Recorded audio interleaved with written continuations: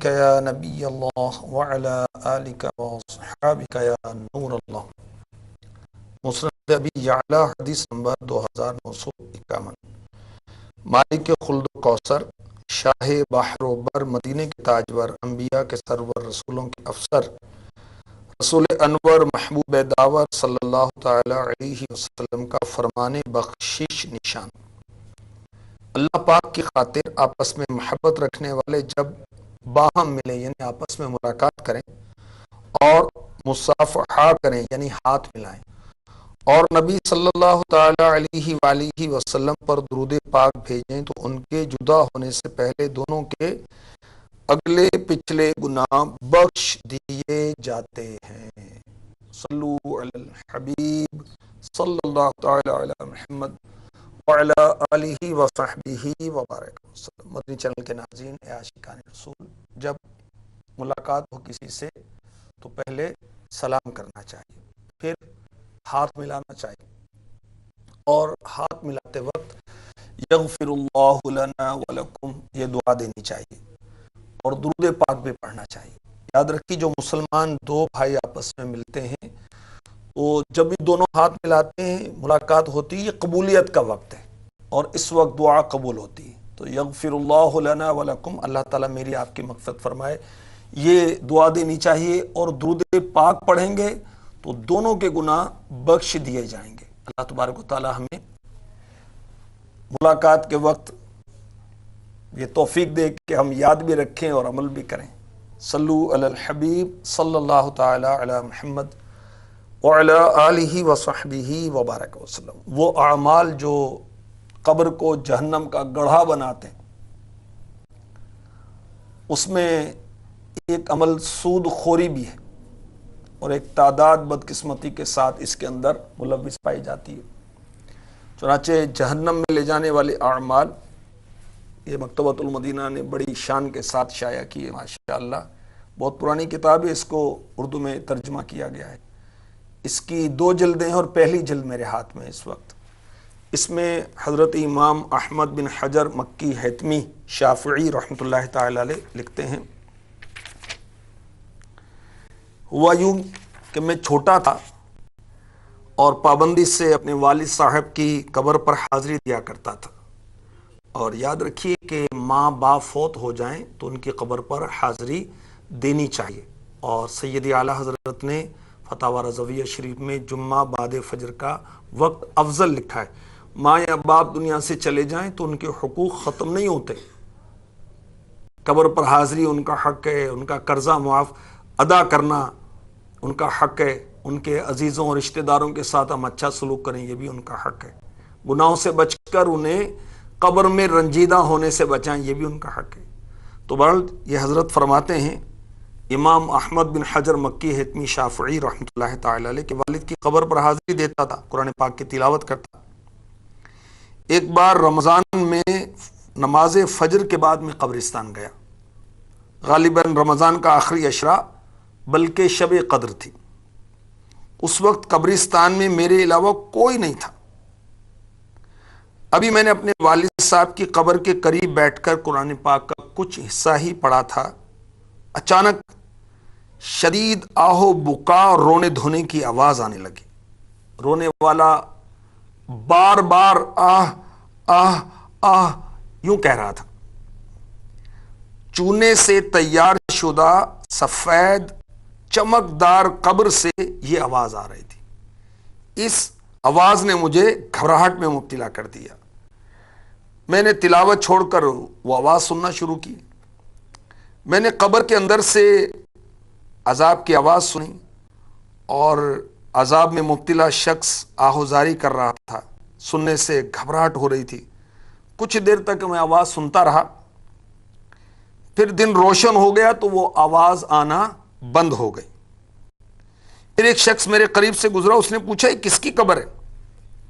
میں نے اس سے پوچھا یہ کس کی قبر ہے؟ کہا یہ فلاں کی قبر ہے۔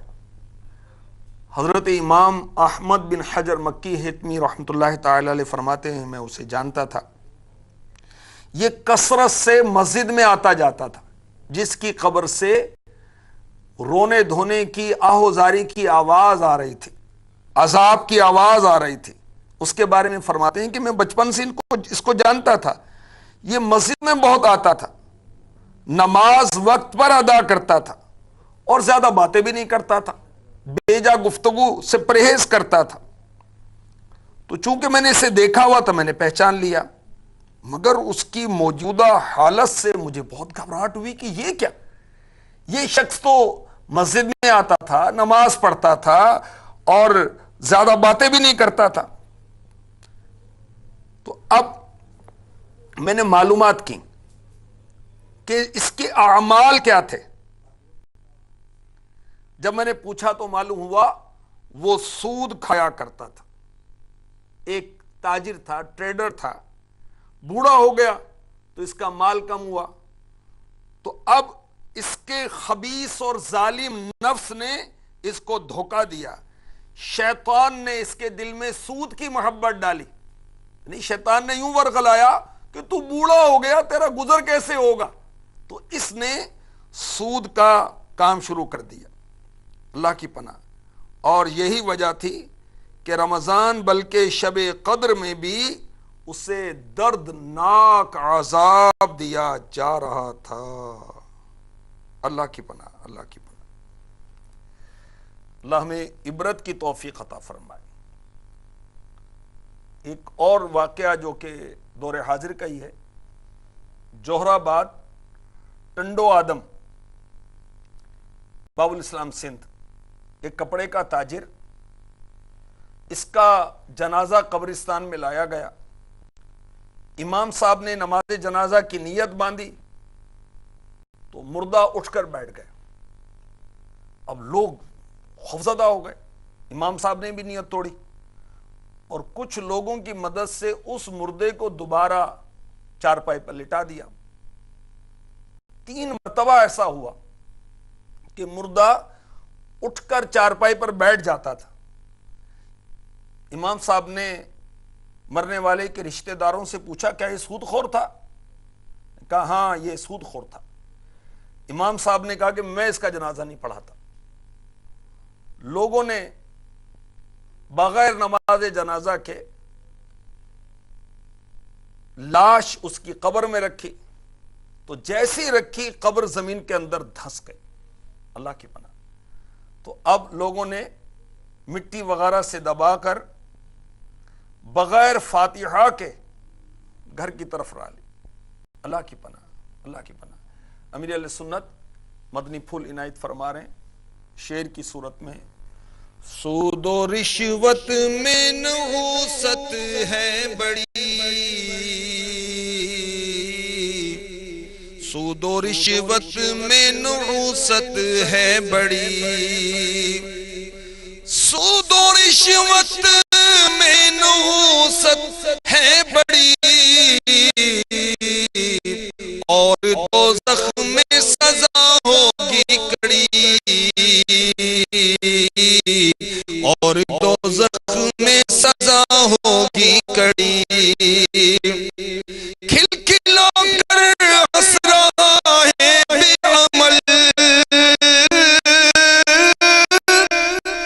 کھلکھلا کر ہنس رہا ہے بے عمل، قبر میں روئے گا چیخیں مار کر، قبر میں روئے گا چیخیں مار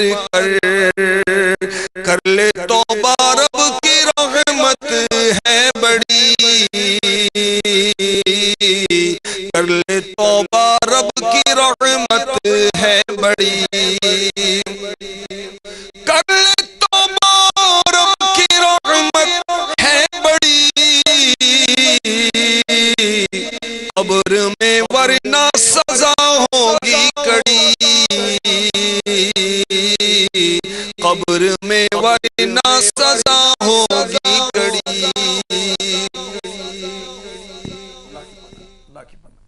قبر جو ہے جنت کا باغ یا جہنم کا گڑھا ہے۔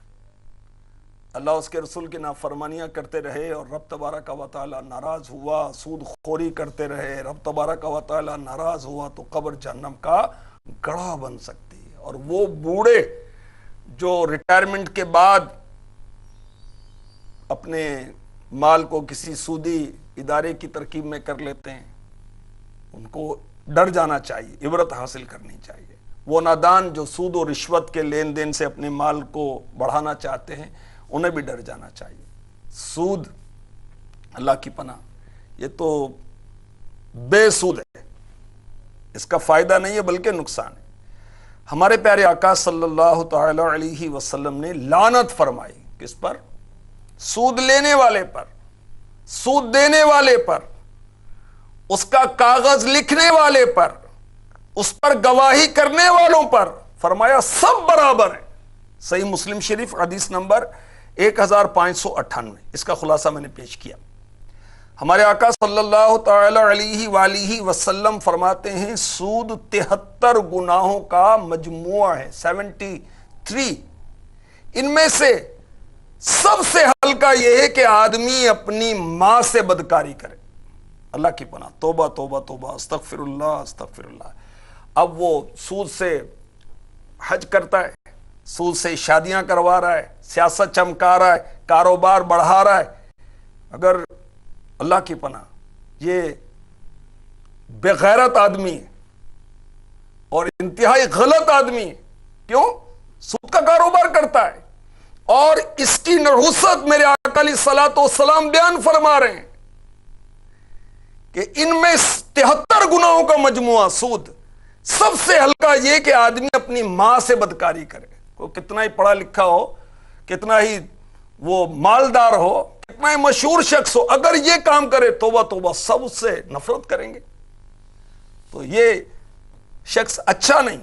میرے آقا صلی اللہ تعالی علیہ وسلم نے فرمایا جو شخص جان بوجھ کر سود کا 1 درہم کھائے تو 36 دفعہ 36 ٹائمز زنا کرنے سے زیادہ سخت ہے۔ اللہ کی پناہ، اللہ کی پناہ۔ ہمارے آقا صلی اللہ تعالی علیہ وآلہ وسلم نے ارشاد فرمایا معراج کی رات میرا گزر کچھ ایسے لوگوں پر ہوا جن کے پیٹ مکانوں کی طرح تھے، اور اس میں کیا تھا؟ سانپ۔ اس میں کیا تھا؟ سانپ تھے، سانپ، اسنیکس، اور وہ باہر سے نظر آ رہے تھے۔ میں نے پوچھا ہے جبرائیل یہ کون لوگ ہیں؟ تو جبریل امی علیہ السلام نے بارگاہ رسالت میں عرض کی یہ سود کھانے والے ہیں۔ اللہ کی پناہ۔